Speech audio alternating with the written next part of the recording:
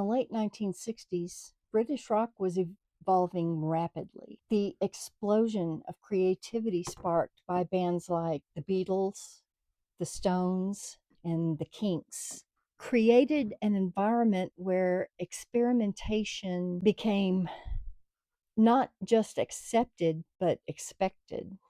In the middle of that creative surge stood The Move, a band whose 1968 debut album, entitled The Move, remains one of the most underrated yet influential records of the era. Although the band is often remembered more for its hit singles than its LPs and for launching the career of Roy Wood, this album itself deserves recognition as an important transitional work in British rock. It blends melodic pop songwriting, experimental studio techniques, and a harder driven guitar sound that would influence multiple genres in the decades to come. For listeners exploring the roots of glam rock, orchestral rock, and power pop, the debut album by The Move offers an important early blueprint. By the time The Move released their debut album in 1968, pop music had entered a new phase of artistic ambition. Albums were no longer merely collections of singles.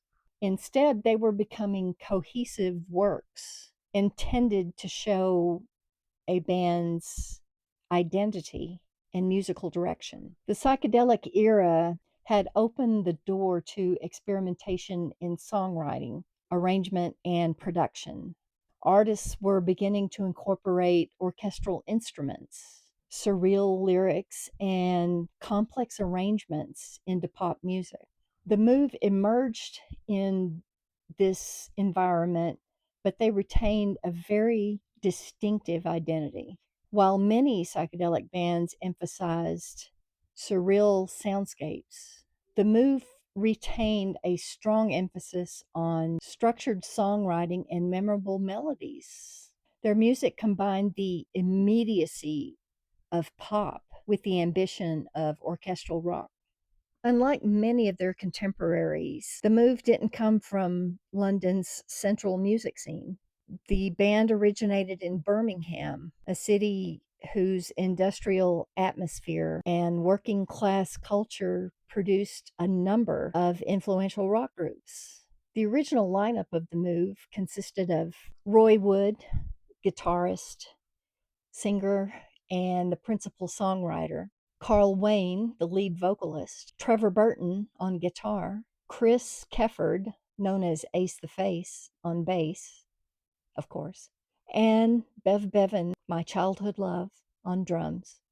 Each member contributed to the band's distinctive sound, but Roy Wood's songwriting vision was the central driving force. Roy Wood was already displaying remarkable musical ambition during the Move's early years. As a songwriter and arranger, he demonstrated an ability to combine strong pop structures with experimental elements. Roy drew inspiration from a wide variety of sources, including 1950s rock and roll, British music hall traditions, classical music, as well as contemporary psychedelic pop. This eclectic background allowed him to create arrangements that were both adventurous and accessible. His work with The Move also laid the conceptual groundwork for his later band, along with Jeff Lynne and Beth Bevan, called the Electric Light Orchestra, or ELO as they became known. Orchestral instrumentation was central to ELO's identity. The frontman, Carl Wayne, brought a dramatic vocal style that gave The Move's recordings a sense of urgency and theatricality. His voice was capable of both subtlety and intensity, allowing him to adapt to Roy's varied songwriting. Carl's stage presence also played a significant role in the band's early success. In live performances, he served as the focal point of the band, delivering performances that combine confidence with emotional power. And he could really smash up a TV set with an axe, let me tell you. Trevor Burton's guitar work added a heavier dimension to the band's output. His aggressive playing style gave many of the Move's songs an aggressive energy that distinguished them from the softer psychedelic pop being produced by other bands of the time. This harder edge helped position the Move as a bridge between mid 1960s pop music and the heavier rock styles that were soon to emerge. Bass player Chris Ace Kefford helped establish the rhythmic foundation of the band, while also contributing vocal harmonies and lead on a few songs. Although his tenure in the Move was relatively brief due to mental health issues, his playing played an important role in shaping the band's early recordings. Bevan's drumming provided the band with a powerful rhythmic engine. His style was disciplined but energetic, capable of supporting both the band's melodic pop songs and their more aggressive rock material. Bevan would later co found the Electric Light Orchestra with Roy Wood and Jeff Lynne, maintaining the continuity between Roy Wood's different musical projects. By the time the album was recorded in 1967, it was released in 1968, the Move had already achieved significant success with several hit singles. However, the debut album was not simply a compilation of previously released material. It was a carefully assembled record designed to showcase the band's full musical range. The album was produced by Denny Cordell, a respected producer who had worked with artists such as Procol Harum and Joe Cocker. Cordell helped capture the band's dynamic sound while allowing Roy Wood's arrangements to remain central. Recording during the psychedelic era meant that studios were becoming increasingly experimental spaces. Tape manipulation, layered instrumentation, and unusual sound effects were becoming common techniques. The Move embraced these tools while maintaining their focus on songcraft. The album contains several tracks that highlight the band's diverse musical influences. The opening track, Yellow Rainbow, establishes the band's psychedelic atmosphere. The track combines humor and storytelling with a strong melodic structure, illustrating the band's ability to merge narrative lyrics with pop songwriting. Weekend brings a more straightforward rock energy to the album. The song features driving guitars and a rhythm section that emphasizes the band's harder edge. Mist on a Monday Morning represents one of the band's more atmospheric moments. Its subdued arrangement and reflective mood provide contrast to the more energetic pop songs on the album. The Move's early success was largely built on a series of memorable singles. Their first single in 1966 was called Night of Fear, and it was the band's first major hit. The song's guitar riff was loosely inspired by Tchaikovsky's 1812 Overture, and it's the ringtone on my phone, by the way. The single reached the top 5 on the UK charts, establishing the Move as a major new presence in British pop. I Can Hear the Grass Grow was the psychedelic pop track that solidified the band's reputation. Its imaginative lyrics and vibrant arrangement captured the spirit of the late 60s. The album's most historically notable song was Flowers in the Rain. This song became famous for being the first record ever played on BBC Radio 1 when the station launched in 1967. The song's bright melody and sophisticated arrangement demonstrate Roy Wood's gift for combining pop accessibility with musical complexity. When this song was released, their manager, without telling them, advertised it by putting out a postcard with a cartoon depicting the Prime Minister, Harold Wilson, in bed doing naughty things with his secretary. They even sent a copy to number 10 Downing Street, the Prime Minister's residence. The band had no clue any of this was going on until they were sued by the Prime Minister and taken to court. Consequently, the band lost all the royalties from this record. And this is one of the band's songs that has been covered by many different artists. Even Nancy Sinatra covered it. And Roy Wood never saw a penny from it.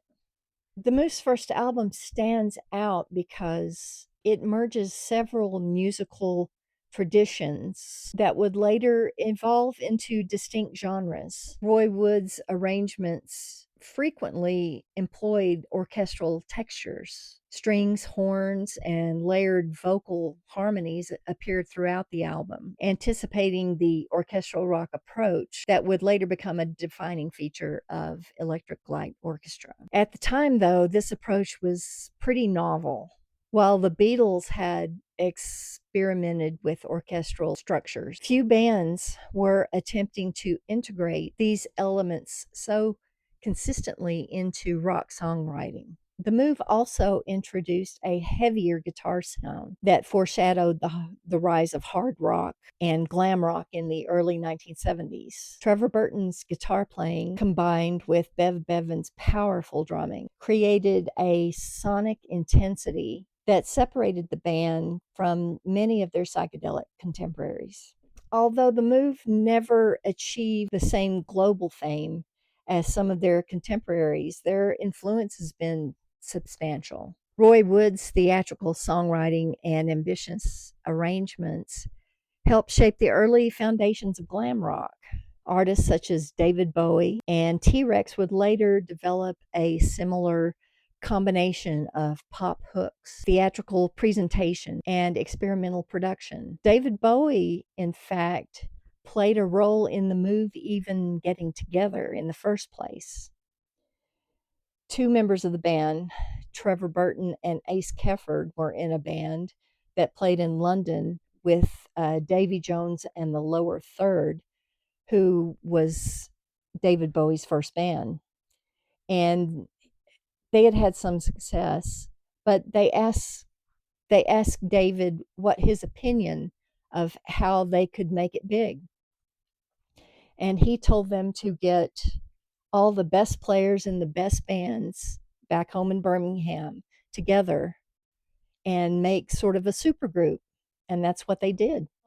Roy Wood himself later became a central figure in glam rock through his work with his band Wizard, further demonstrating the continuity between the move and the glam movement of the 1970s. Perhaps the most direct legacy of this album lies in the creation of the Electric Light Orchestra. Roy Wood and Bevan, along with Jeff Lynne, carried forward the idea of merging rock music with orchestral instrumentation, an approach that became the defining aspect of ELO's sound. The move's emphasis on strong melodies and compact song structures also influenced the development of power pop, genre that would later be embraced by bands such as Cheap Trick and Big Star. The combination of catchy hooks and energetic guitar playing heard on the album would become a defining feature of the power pop style. Roy Wood's songwriting approach, blending traditional pop structures with experimental production, helped demonstrate that rock music could remain accessible while still being artistically ambitious. Many later British artists adopted this balance between innovation and melody. More than almost 60 years after its release, the move remains an important document of a transformative period in rock history. It captures a moment when musicians were redefining the possibilities of popular music. The album bridges multiple musical worlds: pop, psychedelia, orchestral experimentation, and the emerging energy of hard rock. For listeners exploring the evolution of British rock, the Move's debut album offers a valuable perspective on how several later genres began to take shape. The 1968 debut album by The Move stands as one of the most fascinating and underappreciated albums in the late 1960s. with Roy Wood's imaginative songwriting, Carl Wayne's commanding vocals, and a band capable of combining melodic pop with powerful rock instrumentation. The record represents an important step in the evolution of British rock music. Its influence can be heard in glam rock, orchestral rock, and power pop, as well as in Roy Wood's later work with ELO and Wizard. While the move may not always receive the same recognition as some of their contemporaries, their debut album remains a significant contribution to the development of modern rock. Are you familiar with the move? Have you heard any of their songs? Which song's your favorite? Let us know in the comments. I'll have some great links in the description below, so please check those out. If you like my content, please consider liking and subscribing. It really helps my channel. Thank you so much for watching, and I will see you in the next one.